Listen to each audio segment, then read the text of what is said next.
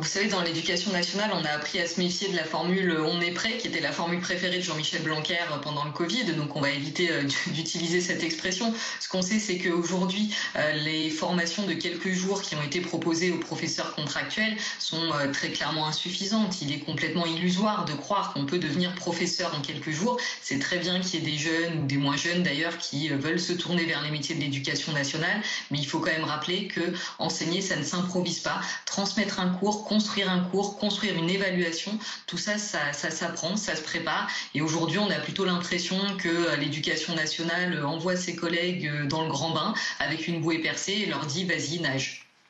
Ça veut dire quoi? Qu'il va y avoir, selon vous, des couacs importants, que les parents ont intérêt d'être vigilants à ce qui va se passer dans la classe de leurs enfants? Il peut y avoir des couacs. Après, il faut savoir que les professeurs ne sont jamais complètement isolés, que ils vont certainement peut-être aussi nous demander de l'aide, que c'est déjà arrivé les années précédentes, que nous, par exemple, dans les salles des profs, des collèges et des lycées, il y a des collègues qui nous demandent parfois comment est-ce qu'il faut faire.